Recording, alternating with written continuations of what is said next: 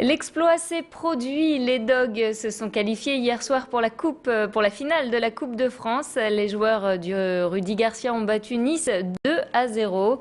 Hier soir, nos reporters Élodie Bernachon et Adrien Lannoy ont suivi le match dans un bar de la métropole. Et comme vous vous en doutez, l'ambiance était au rendez-vous.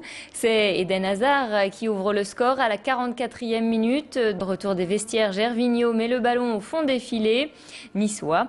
Au coup de sifflet final, c'est évidemment la joie qui est de mise. Depuis 1955, le club n'avait pas franchi les portes de la finale de la Coupe de France. Les supporters lillois vont devoir maintenant réserver leurs billets pour le Stade de France. Écoutez justement leurs réactions après cette belle victoire, c'était hier soir. C'était un très beau match, là c'est plein d'émotions. Je souffle, là je souffle. Maintenant c'est fini. Ouais, non, faut aller au Stade de France. Dans 2 semaines, 3 semaines maintenant, ça va être fou, ça va être fou. Puis là c'est la délivrance, ça y est on y est, depuis le temps qu'on attend.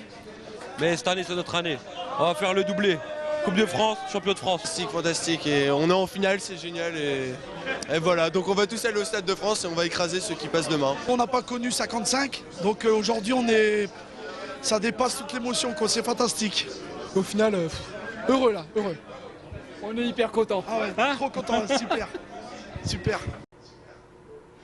Le 14 mai, les Dogs se rendront au Stade de France. Ils seront opposés au PSG ou au SCO d'Angers qui évolue en Ligue 2. Un adversaire qui sera donc connu au terme du match de ce soir. Un drame s'est déroulé hier soir rue La Cascade dans le quartier du Ken à Marcq-en-Barœul. Un homme a tué à l'arme blanche son ex-compagne et l'ami de cette dernière. Vers 19h, le meurtrier présumé se présente chez son ex-concubine. Une dispute éclate au sujet de la garde de leurs 2 filles. L'homme aurait alors tué son ancienne concubine et son nouveau compagnon. Il s'est ensuite enfui en voiture avec ses 2 enfants. Ce sont les 2 autres filles dont il n'est pas le père qui auraient donné l'alerte. Elles ont ensuite été hospitalisées en état de choc. Le fuyard s'est rendu aux alentours de 22h45. La police l'a arrêté en Moselle. Ces 2 fillettes qu'il avait emmenées dans sa fuite ont été retrouvées saines et sauves.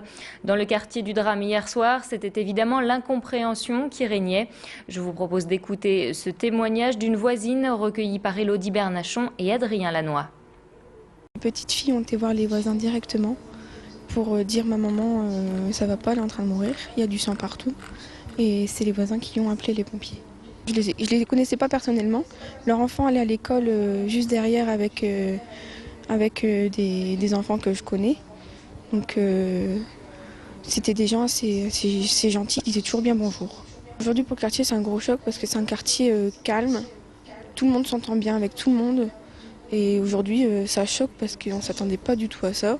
On voyait les pompiers, on ne pensait pas du tout à un meurtre. Mais là, aujourd'hui, c'est vrai que tout le monde est choqué. On est tous traumatisés par ça. Pas de blessés, mais de gros dégâts rue Jean Jaurès à Villeneuve-d'Ascq. Une maison a pris feu mardi aux environs de 16h. Les pompiers sont venus à bout du sinistre après plus d'1 heure. Les combles de l'habitation ont été réduits en cendres et le plafond s'est écroulé. L'origine du feu doit encore être élucidée.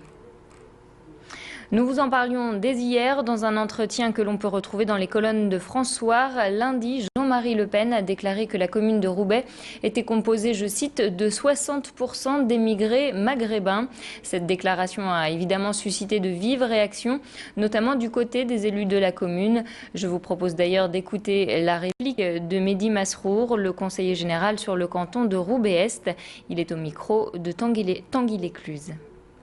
Les réflexions sont d'un autre temps. Là, par exemple, on est rue de l'Épeule. On est rue de l'Épeule.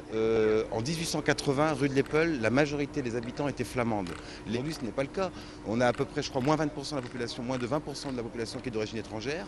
On a sur ce territoire qui fait sa richesse, son dynamisme, des populations d'origine d'Asie du Sud-Est, du Maghreb, d'Afrique, de Russie.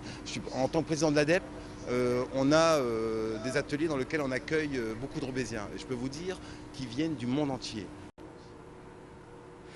Ne jetez plus vos bouchons en plastique, ils peuvent être recyclés pour la bonne cause. À Ronchin, hier, 8 tonnes de ces bouchons colorés ont été chargés par un semi-remorque. Dans un semi-remorque par une quinzaine de bénévoles. C'est l'association Bouchons d'amour qui collecte et revend ces bouts de plastique. L'entreprise Eriplast achète ces bouchons 210 € la tonne. À terme, ils serviront à la fabrication de palettes en plastique. Avec l'argent de la vente de ces bouchons, l'association vient en aide aux personnes handicapées. Elle finance aussi quelques opérations humanitaires. Plus d'explications avec la responsable de l'association à Ronchin. Elle est devant l'objectif de Loïc Blondel.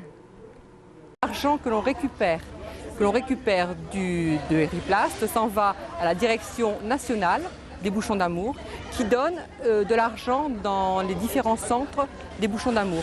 Et les personnes handicapées peuvent demander une aide qui est donc soit sous forme de un aménagement de véhicule, un aménagement d'habitation, du matériel médical ou un fauteuil roulant. J-4 avant la traditionnelle chasse aux œufs. Pâques, c'est dimanche prochain. Cette année, du côté de ce chocolatier du Vieux-Lille, on a décidé de renouveler les classiques. Les cloches et les lapins vont devoir cohabiter avec des chats et des chiens en chocolat. Pour tous les chocolatiers, Pâques est une période importante au niveau de leur vente. Il faut donc être prêt pour faire face au surplus de commandes. On va écouter Dominique Benoît, chocolatier. Il nous en dit plus au micro de Clément Carillon. Pour nous, Pâques, c'est vraiment une vente importante. C'est vraiment après Noël et Pâques, c'est les deux grosses périodes de l'année pour les chocolatiers. Et autrement, tous les ans, on fait un petit sujet pour les enfants qui tourne toujours autour de la nature.